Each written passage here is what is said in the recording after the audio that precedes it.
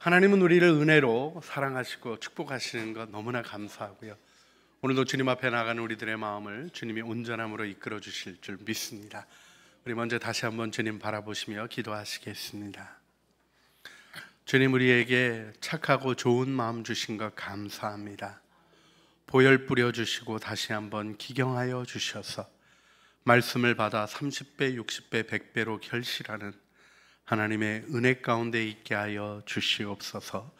말씀을 도둑질하는 사단의 계략을 거절하게 하여 주시고, 하나님, 우리 안에 돌과 하나님 강팍한 것들을 거두어내며 염려의 가시떨기들이 자라는 곳에 씨를 뿌리지 않게 하여 주시고, 구별된 마음으로 하나님 말씀을 지키고 인내로 결실하는 하나님의 백성들 다 되게 하옵소서. 전하는 자의 연약함 십자가 뒤에 감추어 주시고, 보혈로 맑고 밝게 축복하신 그대로 영광의 나라에 설 것을 믿음으로 바라보는 믿음으로 말씀 받아 말씀의 능력을 경험하게 하옵소서. 우리 구주 예수 그리스도의 이름으로 기도합니다. 아멘. 아멘. 오늘 우리 창세기 17장 말씀 전체를 생각하는데요, 1절 너는 내 앞에 행하여 완전하라 하신 이 말씀의 의미가 무엇인지 오늘 우리 청족교회 나와 예배 드리시면서 창세기 말씀을 배우시는 모든 사랑하는 식구들 안에 분명하게 세워지는 은혜가 있으시기를 먼저 주님의 이름으로 축원합니다. 창세기에 끊임없이 나오는 얘기는 인간의 범죄 얘기고요, 연약함 얘기입니다. 아브라함으로 말미암아 구속사가 시작되었지만 아브라함은 온전하지 않았어요.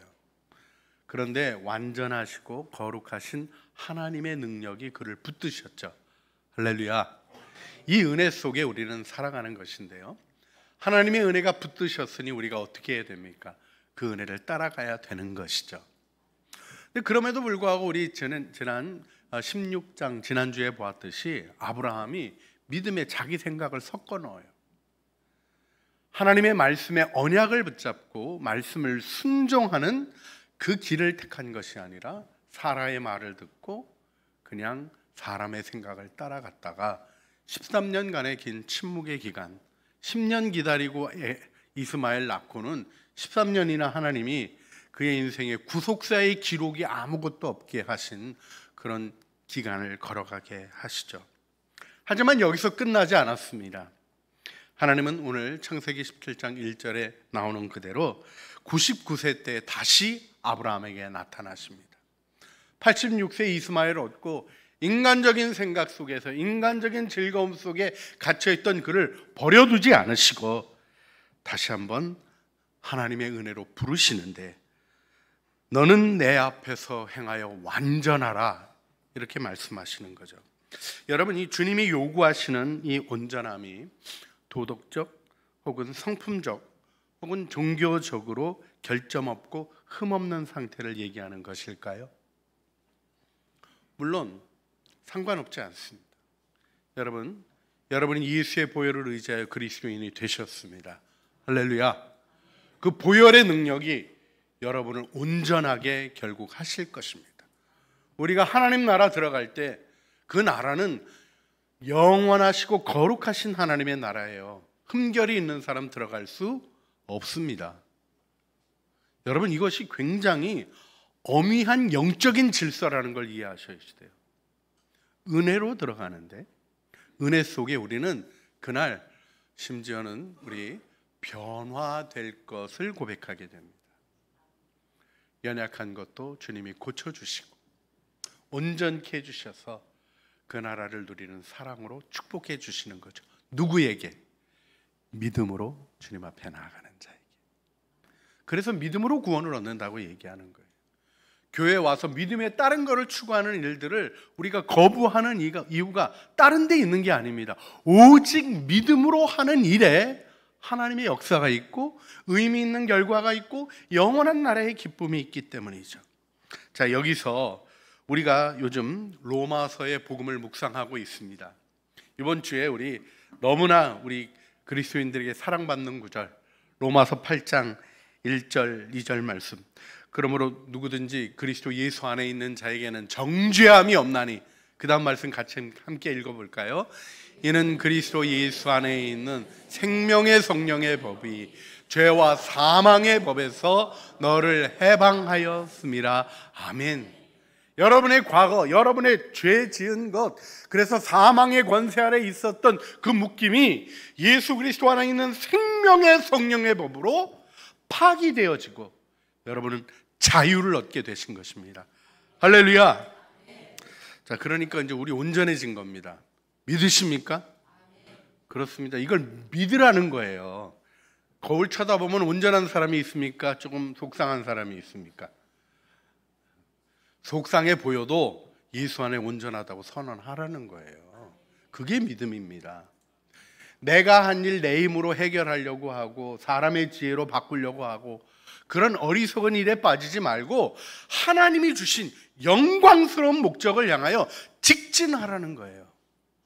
여러분, 여기서 우리가 의롭다 하심을 받았지만 동시에 죄인이라 하는 우리 루터의 이야기, 의인이며 동시에 죄인, 이 고백을 우리가 마음에 늘 두어야 합니다. 교만함으로 행하라는 얘기가 아니에요.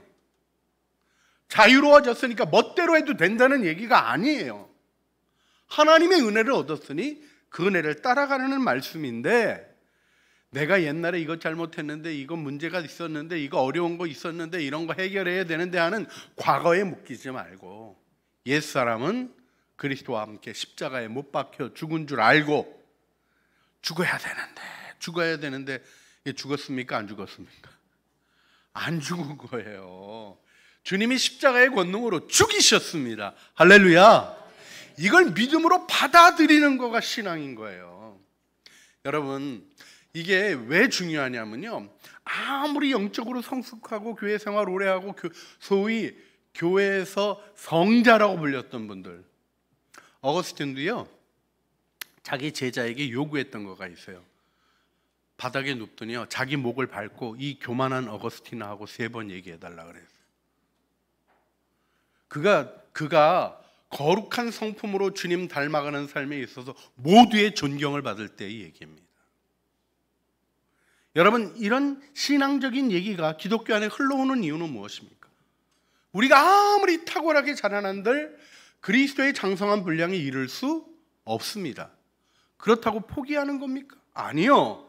주님이 우리를 그렇게 택하셨고 그렇게 인도하셨기에 믿음으로 받아들일 때 그 은혜 안에 있게 하시는 거죠. 그래서 책임져 주시고 인도하시는 은혜를 얻는 거예요. 자기 바라보면 낙심하게 되죠. 자신을 바라보고도 괜찮다고 생각하는 사람을 교만한 사람이라 그러는 거예요. 하지만 우리가 이 교만을 버리는 것과 하나님 안에서 확신한 삶을 가지는 일에 대한 혼돈을 일으키면 안 됩니다. 왜냐하면 우리 로마서 8장 1절 2절의 이 선언이 사람의 선언이 아니기 때문에 그렇습니다. 누가 말씀하신 겁니까? 온 천지를 창조하시고 우리의 구원을 완성하신 하나님이 선포하신 것입니다. 그 하나님의 선포를 믿는 게 믿음이며, 온 세상이 빛이 있으라 하심으로 시작된 하나님의 말씀의 창조를 확신하는 자에게 주어지는 영광인 것이죠. 그리고 이것을 모호하게 가져가는 게 아닙니다. 우리는 삶의 변화로 체험하는 것이죠. 여러분, 이 삶의 실험을 매주 하셔야 되는 거예요. 그래서 그 은혜를 경험하면 경험할수록 우리가 더 믿음의 지식이 있는, 신앙의 비밀을 가지고 있는, 다른 사람들을 축복하고 연약함조차 품고 나갈 수 있는 은혜의 사람으로 서게 되는 것이죠. 그래서 우리 주님이 오늘 우리에게 보여주시는 것이 바로 하나님이 은혜로 나타나시는 장면입니다. 우리 창세기 17장 1절 2절 말씀을 우리가 보는데요, 우리 다시 한번 함께 읽도록 하겠습니다. 아브라함이 99세 때 여호와께서 아브라함에게 나타나 그에게 이르시되 나는 전능한 하나님이라. 너는 내 앞에서 행하여 완전하라. 내가 내 언약을 나와 너 사이에 두어 너를 크게 번성하게 하리라 하시니. 아멘. 여러분, 잘 기억하셔야 될 게, 우리 17장을 자세히 보시면 이렇게 말씀하신데도 아브라함이 하나님께 어떻게 응답하냐면 이스마엘이나 잘 살았으면 좋겠습니다 그래요. 사라에게서 내가 이제 자녀를 줄 것이고 그가 번성할 것이라는 얘기를 하는데 아브라함이 웃어요. 여러분, 이 웃음이 어떤 의미일까 하는 걸 여러분 좀 생각해 보시라고 구역 식구들에게 나눠달라고 말씀을 드렸는데, 여러분, 이게 웃는다는 거가 이게 비웃음이 아닙니다. 쉬운 말로 어이가 없잖아요. 100세는 할아버지, 이 경수도 다 끊어진 할머니가 어떻게 애를 낳겠습니까? 그래서 웃어요. 근데 이삭이 이름 뜻이 뭐죠? 웃음이에요. 우리 하나님이 너무 유머러스 하신 분이죠. 그래요. 어처구니 없는 일이라고 생각하지만 그 일 가운데 아브라함이 취하였던 태도가 뭡니까? 할례를 받아라 그러니까 99세 낸 할아버지가 포피를 베요. 순종하고 하나님을 받아들입니다. 이것이 우리가 걸어가야 될 길이라는 것에 있어서 너무 중요한 부분임을 생각해야 돼요. 그래서 너는 내 앞에 행하여 완전하라 하시니 말씀이 도덕적으로 흠결이 없는 사람이 되어라 하시는 요구를 넘어서서 더 중요한 축복인 걸 아셔야 돼요. 그건 전능한 하나님이 여러분을 축복하셔서 부르신 영광스러운 부르심입니다. 우리 모두는 아름답고 온전한 그리스도의 장성한 분량에까지 자라도록 축복받은 사람이에요. 내가 속상해하는 내 모습 고치려고 노력하고 그래도 잘 안 될 때 많죠. 근데 여러분 조금 돌아보세요. 많이 좋아지지 않았어요? 여러분 어떻게 들으실지 몰라서 참 조심스럽긴 한데요, 저는 저를 바라보면 참 은혜를 받아요. 어쩌면 참 고약했던 거 이렇게 많이 없어졌나 하는 고백을 하게 되는 게 있어요. 저희 아버님이 목사님이셨잖아요. 저 어렸을 때 저 아는 우리 아버님 그 교인들 있잖아요. 제가 목사 돼서 이렇게 목회하는 거 보기만 해도 은혜를 받아요. 너무 심각한 개구장이고 문제아였어가지고 정말 보기만 해도 은혜를 받아요. 근데 여러분, 제가 아주 심각한 문제아라고 생각을 하시나요? 요즘 좀 그런 일이 있나? 예, 그렇게 생각 안 하시잖아요. 실질적인 변화들이 있습니다. 그렇다고 거꾸로 나 괜찮아졌어요 이렇게 교만하면 선줄로 아는 자는 넘어질까 주의하라 하신 대로 넘어집니다. 하지만 은혜를 붙잡는 자는 그 은혜와 언약이 그를 끌고 가는 것이죠. 자, 여기서 우리에게 주어진 복음의 축복을 믿음으로 받아 누리는 생명의 길을 선택해야 한다는 걸 마음에 두셔야 돼요. 이때 하나님이 무엇을 해주시는가를 알아야 선택하게 됩니다. 여러분, 이 길을 갈 건가 저 길을 갈 건가 그러는데 이 길 가야 된다 그래가지고 가는데 왜 가야 돼? 그럴 때 그냥 가려면 가 그러면 가셔요, 안 가셔요?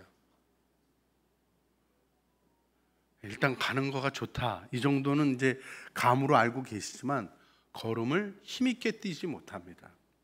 아셔야 될 게 있어요. 하나님은 여러분의 몸의 행동을 보시는 분이 아니라 마음을 보시는 분입니다. 그 길을 내 의지를 쏟아내어 기쁨으로 자발적으로 걸어가는 것이 아닌 다음에야 하나님 앞에서 인정될 수 없습니다. 그것이 로마서 2장에서 밝히시는 바대로 하나님의 심판의 원칙이에요. 행한 대로 진리를 따라 중심을 보시고 그가 받은 계시의 분량만큼 그를 심판하시는 공의로운 하나님 앞에 우리는 서게 될 것입니다. 여러분, 우리 모두가 영광의 날 주님 앞에 설 겁니다. 할렐루야. 그때야 정체가 나타나는 거예요. 지금은 제가 이렇게 강단에 서서 여러분에게 설교하고 있지만 제가 하나님 앞에서 바로 섰는지 안 섰는지 제 말이 저를 심판하게 되는 거예요. 그래서 두렵고 떨림으로 주님의 말씀을 전하게 되는 겁니다. 여러분도 들은 말씀이 여러분 안에서 살아 움직이는 역사가 되어야 함을 분명히 기억하셔야 될 이유가 거기 있는 거죠. 이걸 선택이라고 성경이 얘기하는데 중요한 게 있어요. 이 길로 가라고 하실 때 하나님이 그냥 가려면 가 그러시는 분이 아니셔요. 이 길에 어떤 축복이 있는지, 하나님이 어떤 은혜를 예비해 주셨는지를 알려주시는 거죠. 언약을 따라가고 하나님 앞에서 완전하라 하신 그 명령을 받은 자의 삶의 모습을 위하여 주님이 우리에게 무엇을 해주셨습니까? 첫 번째 우리가 보게 되는 것은 우리 오늘 본문 17장 1절에 보이는 대로 하나님이 전능하신 하나님으로 나타나시는 겁니다. 여러분, 하나님이 하나님의 이름을 아브라함에게는 엘샤다이, 전능한 하나님이라는 이름으로 알려주셨어요. 그래서 오늘 본문에서 하나님이 아니 엘샤다이, 나는 전능한 하나님이다 라고 선언하셔요. 그 선언의 의미가 뭐겠습니까? 아브라함에게 전능한 하나님이 되어주신다는 거예요. 우리 모두에게 하나님이 전능한 하나님이 되어주신다는 거예요. 무로부터 유를 창조하시고 아무것도 없는 곳에서 온 세상을 지으실 뿐만 아니라 죽을 죄인을 구원하시는 능력으로 이끌어 세우시는 사랑의 권능으로 우리와 함께 하심을 선언하고 계신 것입니다. 여러분, 하나님은 위대하신 분이죠. 그렇습니다. 위대하신 분이기에 우리가 정말 장엄한 자연장관을 보면 감동합니다. 근데요, 우리가 하나님의 위대하심을 찬양할 때 주님의 높고 위대하심을 내 영혼이 찬양합니다 이렇게 고백하게 될 때 그 찬양의 감격은 무엇 때문에 이루어지는 겁니까? 우주같이 넓은 걸 참 창조하신 하나님, 그런 것들도 느낄 수 있지만요, 그건 우리의 삶에 계속 잔잔히 흘러가는 여운과 능력으로 나타나는 게 아니죠. 우리가 뭘 경험한 겁니까? 전능하신 하나님이 그 위대하신 능력으로 죄인인 나를 섬기시는 걸 경험한 거죠. 그게 복음입니다. 그래서 우리는 하나님의 능력을 아는 자로서 감동하는 이유가 다른 데 있는 게 아니에요. 하나님의 그 전지전능하심으로, 무소부재하심으로 우리를 사랑으로 연약함을 보듬어 주시고 고쳐주시고 책임져 주시고 언약으로 우리를 이끌어 주시는 거죠. 그래서 시편 68편 19절이 뭐라고 고백합니까? 우리 함께 시편 68편 19절 말씀 함께 읽겠습니다. 날마다 우리 짐을 지시는 주 곧 우리의 구원이신 하나님을 찬송할지로다. 아멘. 예수 믿고 구원 받으셨습니까? 놓치지 말고 누려야 될 게 뭡니까? 날마다 여러분의 짐을 어떻게 해주신다고요? 주님이 져주신다고요.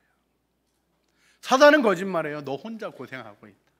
세상에 이 고생은 너밖에 안 할 거다. 아니요. 주님이 십자가의 극심한 고통을 우리를 위하여 당하셨을 뿐만 아니라 오늘도 우리와 함께 하시잖아요. 우리의 고통을 지시잖아요. 저는 하나님께서 오늘 이 예배를 통하여 다시 한번 여러분의 눈을 열어주시고 여러분의 고통의 자리에 함께 하시는 하나님의 모습을 보여주시기를 간절히 기도하였습니다. 사실 저도요, 그 은혜 때문에 견딘 순간들이 참 많아요. 최근의 얘기는 하면 재미없어서 옛날 얘기하겠습니다. 아주 옛날. 제가 좀 비둔하지 않습니까?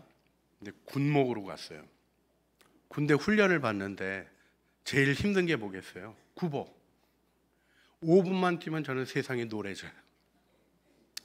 게다가 또 심각한 게 있어요. 뭐냐면 이제 100km 행군을 하는 거예요. 100km 행군을 쉬지 않고 걷는 거가 이제 그때 훈련이었잖아요. 참 하면서 현대전에 이게 맞냐, 벨 얘기가 다 나왔었어. 이렇게 걸어다니면서 전쟁하면 다 죽지 이런 얘기. 차 타고 움직여야지 막 이러면서 이제 걸어가는 거 하는데 세상에 인대가 중간에 나간 거예요. 그래가지고 이걸 뻗정다리를 만들어서 걷는데 그때 주님이 은혜로 보여주셨던 모습이 뭐냐면 훈련복 입고 같이 곁에 계신 주님의 모습을 보여주신 거예요. 너 혼자 고생하는 게 아니고 내가 너하고 함께 있어. 그렇게 해주시니까 제가 힘이 나가지고요, 제가 이 뻗정다리로 믿으시거나 말거나 거의 70km를 걸어서 완주를 했습니다. 할렐루야. 그 정도로 끝난 게 아니에요. 옆에 있는 친구 M60 힘들다 그래서 그것까지 들어줬어요. 제가 은혜 가운데 이런 일을, 하나님의 은혜를 경험했던 일은 제 자랑일 수 없습니다. 저는 그렇게 할 수 있는 사람이 아니에요. 여러분도 보시면 아는 바와 같이 저 얼마나 유약한 사람입니까? 겁도 많고요. 내가 뭐 용기 내가지고 아픔을 지고 가겠다 그럴 마음이 없는 사람이에요. 그러나 주님이 은혜를 베푸시고 고통 중에 함께 하시는 주님을 경험하니까 너그럽고 넉넉한 마음이 생기는 거죠. 여러분 우리에게 주신 삶이 영광스러운 삶이에요. 주님이 여러분이 병원에 누워 계시면 곁에 환자복 입고 같이 누우셔요. 여러분이 홀로 모독을 당하는 것 같은 자리에 주님이 곁에 서셔서 그 온갖 독설의 말을 들으시고 아파하십니다. 그리고는 권능의 하나님으로 우리를 붙드시고 능력 안에 세워주시는 거예요. 그 하나님을 굳게 믿으시며 누리시기를 주님의 이름으로 축원합니다. 이것이 내 앞에 행하여 완전하라 하신 일의 은혜의 부르심임을 우리가 마음에 둬야 할 것입니다. 그리고 하나님이 하신 일이 뭐예요? 이름을 바꿔주시는 거예요. 이름을요. 저는 이름 바꾼 적이 없습니다. 근데 어떤 분이 자꾸 이름을 바꿔야 된다고. 근데 이제 그분이 좀 기도하시는 분이셨는데 그래도 마음에 좀 제가 안 들었어요. 왜냐하면 큰 종 되려면, 큰 목회하려면 이름을 바꿔야 된대요. 기영이라 그러지 말고 준용이라 그러래요. 홍준용. 근데 기영이라는 이름을 누가 지어줬냐면 우리 아버님이 지어주셨거든요. 터기자의 영화 영자. 그 터기자를 우리 아버님은 그리스도 기라고 끝까지 우기셨어요. 기독교 할 때 그 기자를 쓰잖아요. 터기자를 쓰는데 그리스도의 영광을 위하여 살아라 하신 그 말씀이 더 좋았어요. 준용이라는 말에 있는 준수하고 뭔가 과감한 사람이 되는 일에 대한 마음의 소원보다는 저희 아버님 주신 이름이 더 좋았어요. 하지만 제가 새 이름을 또 받습니다. 제가 주님 안에서 기도하고 비전을 가지게 될 때 너는 내 입이 될 것이다 라는 새 이름을 받았어요. 그게 제 사명이 되었습니다. 제 기쁨이 되었습니다. 제가 그 일에 헌신하고 그 일을 살아가는 일에 대하여 제 마음의 방향을 세우게 됐어요. 여러분에게도 질문하고 싶습니다. 여러분의 새 이름, 주님이 주시는 이름이 무엇인가 물을 때 무엇이라고 대답하시겠습니까? 사실 이름이 바뀌어지는 일에 있어서 중요하게 보아야 될 것이 오늘 본문에 나옵니다. 아브라함이 되고 사레가 사라가 됩니다. 이게 이제 히브리어를 잠깐 설명해 드리면 아브는 아버지라는 뜻이에요. 그 아브람이라는 뜻은 높다라는 뜻이에요. 그러니까 존귀한 아버지가 되라, 이렇게 데라가 아브라함의 이름을 지어준 거예요. 근데요, 존귀한 아버지는커녕 애가 없습니다. 아버지가 못 됐어요. 근데 그 자식 없는 아브라함에게 하나님이 아브람이 아니라 아브라함이다, 이렇게 열방의 아버지라고 이름을 바꾸십니다. 자, 사레라는 이름도 너무 재밌죠. 사레가요, 사라라는 말이 영어로 하면 이제 프린스거든요. 그러니까 영어로 죄송합니다. 영어가 조금 어감이 살아서 my prince, 내 공주 하는 애틋한 이름이에요. 집에서 또 그렇게 부르시는 분들도 일부 때 했더니 너무 오골거려 하셔서 더 설명 안 하겠습니다. 그 아내를 내 공주라고 부르는 이름을 가진 남편이 아내가 얼마나 그 애틋하고 사랑스럽고 그러겠어요? 사라는 정말 감미로운 여인이었다 하는 느낌이 들 정도예요. 근데 하나님이 그 그가 되는 요드가 이제 나해라는 뜻이거든요. 히브리어는요. 그걸 띠라는 거예요. 그래서 my princess가 아니라 the princess가 되게 하라는 거예요. 이게 비전입니다. 모든 이의 공주로 살아가라고 사라를 부르시고 축복하시며 무엇부터 시작하시는 거예요? 이런 방법으로 노력해서 변화되어야 한다가 아니라 내가 이 존재를 너에게 선물로 준다 하시는 거예요. 여기서 두 이름의 공통점을 기억하셔야 됩니다. 그건 확장이에요. 나의 집의 존귀함이 아니라, 나의 즐거움과 나의 기쁨, 나의 존귀함이 아니라 확장되는 열방의 모든 이들의 이 의미가 무엇인지를 기억하셔야 돼요. 예수 믿는 건요, 자기 잘 살라고 믿는 게 아닙니다. 하나님의 복이 되려고 믿음의 길을 걸어가는 거죠. 거기에 진정한 삶의 의미가 있는 것 아닙니까? 거기에 진정한 삶의 보람이 있는 것 아닙니까? 자기 기쁨을 추구하는 삶은요, 있다가도 없고 없다가도 있고 즐거웠다가도 요동합니다. 그런데요, 섬김 속에서 얻은 기쁨은 우리가 작은 것이라 할지라도 영원히 길죠. 하나님의 것이요, 하나님의 것이기 때문에 그래요. 우리 주 예수님이 보여주신 모델이 뭐냐 하면, 예수님이 30세에 요한의 세례를 받으시고 성령으로 충만해지셔서 사역을 시작하십니다. 어둠의 영들의 유혹을 받으시고 사단의 세력을 물리치시면서 담대히 외치십니다. 때가 찼고 하나님의 나라가 가까웠으니 회개하고 복음을 믿으라 선언하십니다. 이렇게 들어가신 그리스도의 생애를 우리가 뭐라고 부르죠? 공생애, 이렇게 부르잖아요. 공생애. 여러분, 공생애라는 말의 의미를 잘 기억하셔야 됩니다. 예수님은 공생애의 사역을 통하여 우리를 구원하신 거예요. 하나님의 뜻을 이루신 거예요. 자, 그러면 이걸 좀 잘 이해하려면 반대편 말을 이해하면 쉽습니다. 공생애의 반대쪽에 있는 말이 뭐죠? 그게 사생활입니다. 나를 위한 시간. 커피 한 잔 마시고 초콜릿 하나 입에 넣고 고독을 즐기는. 여러분, 그게 나쁜 건 아니에요. 그렇죠? 어떤 의미에서 요즘 현대인들이 너무 정신없이 살아가는 것보다는 그런 멈춤이 필요하다는 생각이 제게 깊게 있습니다만은 우리는 요들을 띄어내는 일을 해야 돼요. 나의 존귀함이 아니라 모든 이의 아비가 되라는 복으로 살아가라는 말씀을 받아들여 우리도 공생애로, 우리 보네퍼 목사님 표현을 쓰자면 다자인 피어 안드레, 그 being for others, 다른 이를 위한 존재, 다른 이를 위한 삶, 다시 말하자면 사랑의 본질인 대상의 유익을 추구하는 것을 통하여 살아가는 삶으로 우리가 부름받은 거예요. 믿으십니까? 그렇게 하시겠습니까?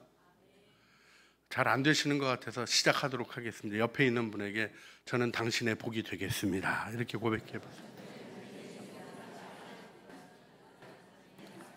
그걸 연습하셔야 돼요. 예? 애들한테 내가 너를 어떻게 키웠는데 나한테 이렇게 잘해야 된다, 그런 얘기하는 인생은 실패한 인생입니다.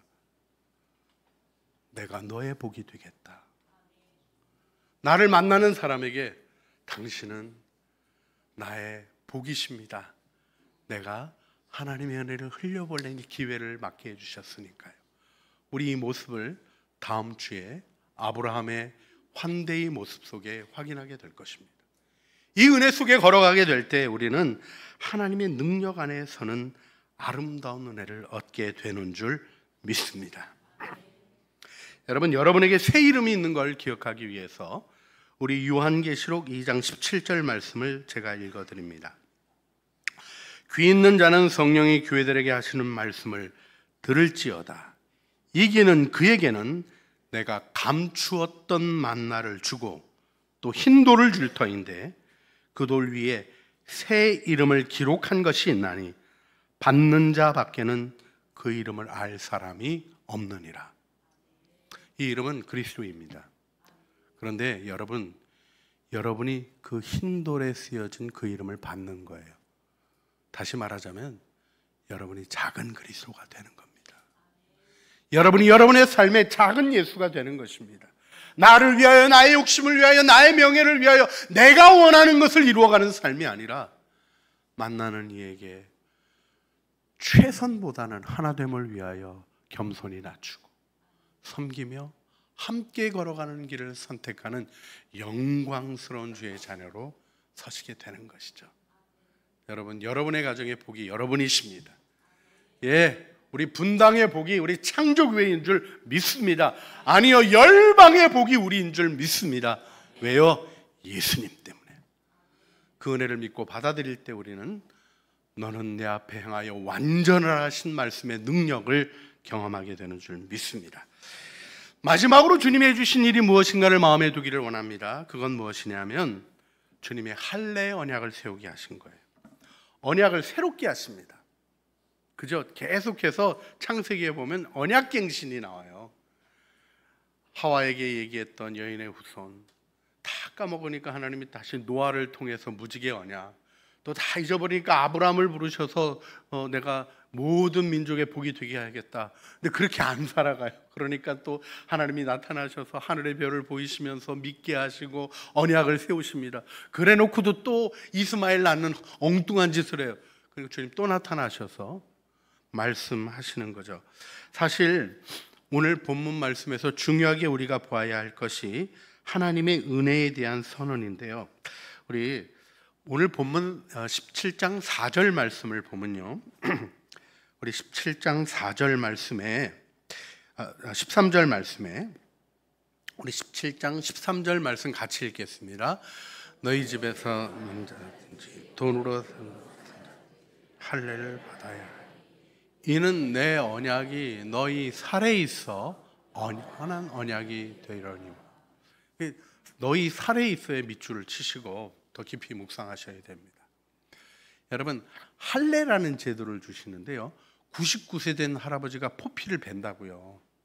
이게 참 어려운 얘기 아닙니까? 그런데 그렇게 할 때 그 일을 뭐라고 말씀하시냐면 내 언약이 어디에 있게 하신다고요? 너희 살에 있게 하신다. 여러분, 이것이 신약으로 오게 되면요, 바울의 표현에서는 내가 그리스도의 흔적을 가지노라 하는 스티그마 예수라는 주제로 오랫동안 교회 안에 내려온 예수의 흔적이라는 표현이 나옵니다.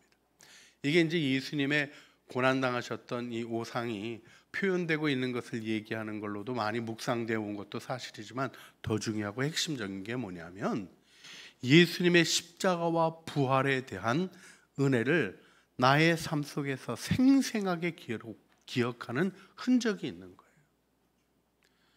여러분, 그 흔적이 있는 삶을 살아가셔야 됩니다.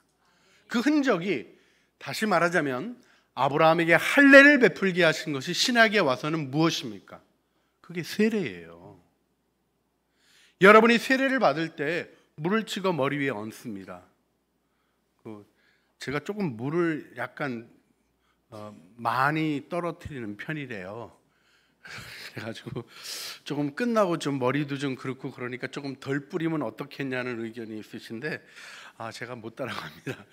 그게 마음의 느낌으로 탁 세워져야 되는 게 중요하거든요. 하나님이 우리 안에 세례 받을 때 물 안에 잠기게 하십니다. 전 유아 세례 받아서 그 느낌도 없어요. 그러나 분명히 알게 되는 것이 무엇입니까? 세례와 성찬을 통하여 그 일을 반복하게 하십니다. 그래서 먹고 마시는 일, 이 살에 속한 일로 복음을 기억하게 하신 거예요. 여러분, 생명의 능력을 아는 영적인 사람은 머리로 살아가는 사람이 아닙니다. 삶의 현실로 주님을 기억하는 사람입니다.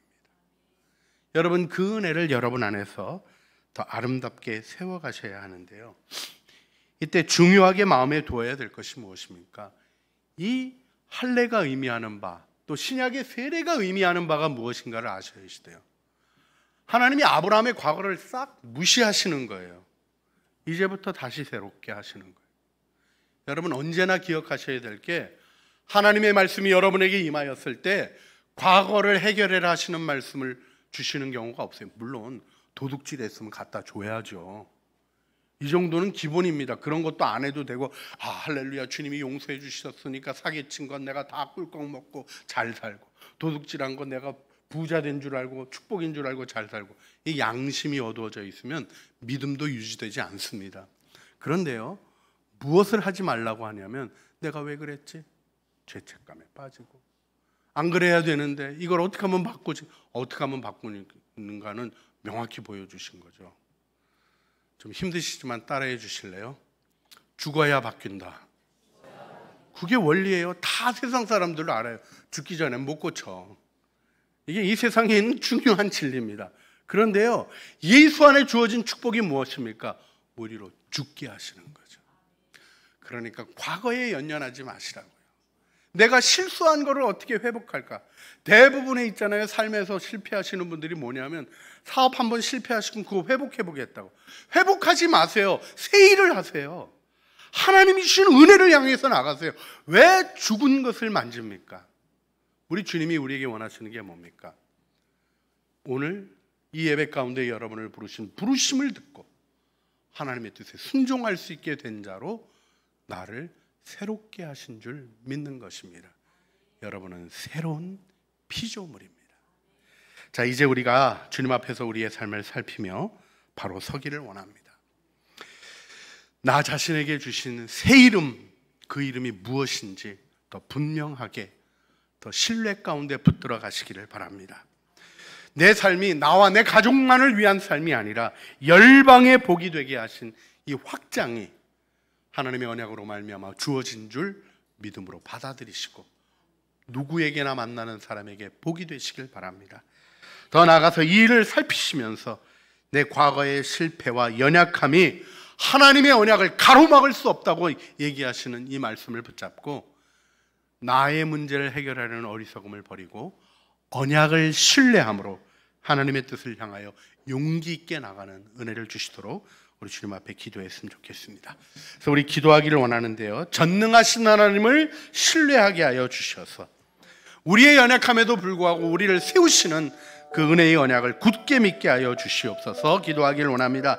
새 이름, 새 정체성으로 살아가게 하여 주시고 새 이름 주신 것처럼 아브라함에게, 사라에게 새 이름을 주시며 우리를 공생애로 인도하시는 주님의 뜻을 따라 언약의 백성으로 서게 하여 주시고 새 사람을 입는 삶을 날마다 실천하게 하여 주시옵소서. 하나님의 언약이 이끌어가는 그 삶을 살아가게 하여 주시옵소서. 우리 주여 한번 부르시죠. 주님 앞에 기도하시겠습니다. 주여, 우리의 기도를 들으시는 주님, 우리의 기도에 응답하시는 주님, 하나님의 사랑과 은혜로 우리를 세우시는 주님, 오직 예수님만 붙잡게 하여 주시고 그 은혜만을 의지하게 하여 주시며 옛사람 벗어버리고 날마다 세례의 은혜를 기억하며 때마다 시마다 우리의 마음을 일깨워 복음의 증인으로 열방을 향한 복의 통로가 되게 하시는 그 은혜 가운데 살아가게 하여 주시기를 기도드리옵나이다. 자신의 것에 매이지 말고 자신의 사생활의 뜻함에 매이지 아니하고 하나님, 우리가 과거의 실패에 뒤섞임에도 불구하고 언약으로 우리를 세우신 하나님의 은혜를 바라보며 오직 하나님의 능력 안에 온전하게 하여 주시옵소서. 전능하시고 사랑이 무한하신 아버지 하나님, 우리가 연약하여 언약에 우리 계산을 더하고 이스마엘의 뒤섞임을 만들어낼 때에도 그 언약을 포기하지 아니하시고 끝까지 은혜를 붙드시며 은혜로 붙드시며 이삭을 예비하시는 주님 감사드립니다. 우리의 과거와 실패가 우리를 묶지 못하게 하신 십자가와 부활의 권능을 의지하게 하여 주시고 새 이름으로, 사명으로, 새 정체성으로 살아가게 하신 이를 마음에 두어 우리가 하나님의 능력을 경험하는 복음의 사람으로 서게 하여 주시옵소서. 우리를 열방을 축복하는 축복의 통로로 세우시는 주님, 하나님의 목적을 마음으로부터 이해하며 아브라함이 99세 표피를 베었던 것처럼 하나님의 은혜 가운데 순종의 걸음으로 주님 앞에 응답하는 하나님의 사람으로 서게 하옵소서. 하나님, 육신의 할례가 아니라 마음의 할례를 행하며 우리의 삶에 실질적인 표시를 두는 그리스도의 흔적을 가지는 자로 주님께 영광 올려드리게 하여 주시옵소서. 우리 구주 예수 그리스도의 이름으로 기도합니다. 아멘. 오직 주님만을 붙드는 믿음의 고백으로 함께 나가시겠습니다.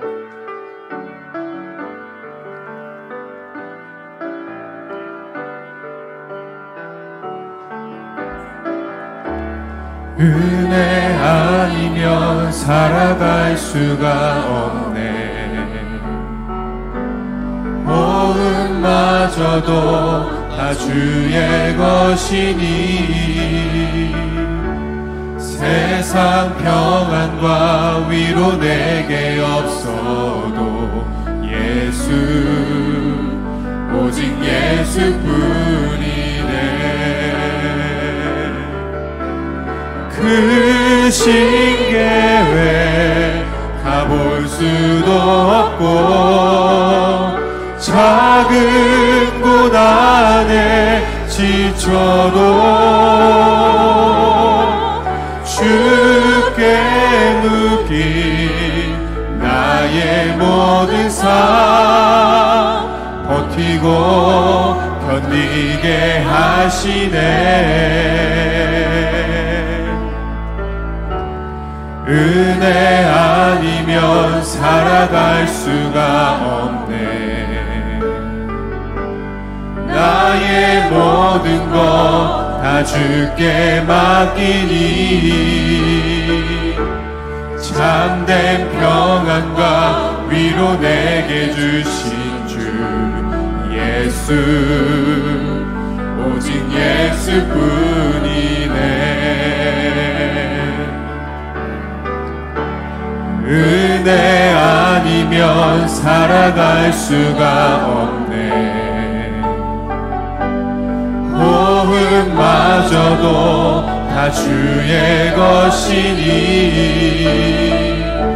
세상 평안과 위로 내게 없어도 예수 오직 예수뿐이네.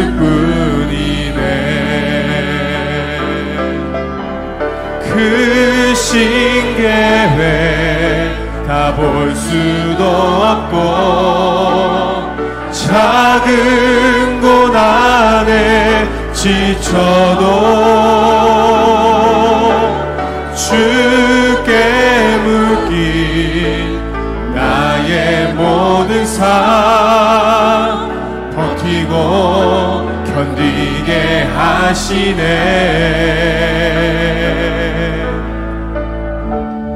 은혜 아니면 살아갈 수가 없네.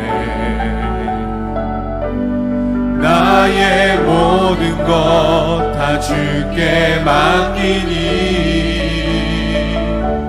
참된 평안과 위로 내게 주신 주 예수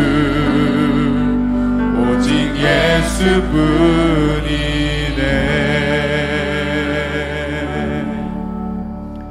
아브라함이 99세 때 여호와께서 아브라함에게 나타나서 그에게 이르시되 나는 전능한 하나님이라.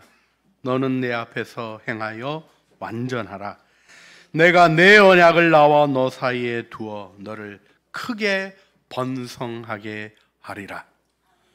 이제는 우리 주 예수 그리스도의 은혜와 아버지 하나님의 그 거룩하시고 변함없으신 사랑과 성령 하나님의 깨달아 헌신하게 하시며 말씀을 이루게 하시는 교통하심이 이제 주님의 위대한 부름을 따라 언약이 이끌어가는 삶을 믿음으로 받아들이며 내 앞에 행하여 완전하라 하신 말씀에 믿음으로 응답하여 순종하기를 소원하는 사랑하는 주의 자녀들 머리 위에와 은혜로 주신 가족 식구들 가운데 장족 교회 위에 속한 권속들의 삶과 수고하는 생업 위에 우리 주 예수 그리스도의 나라의 위대한 전진과 하나님 나라의 영광을 향하여 걸어가는 모든 신실한 걸음들 위에 이제와 영원 무궁토록 함께 있어지기를 간절히 축원하옵나이다.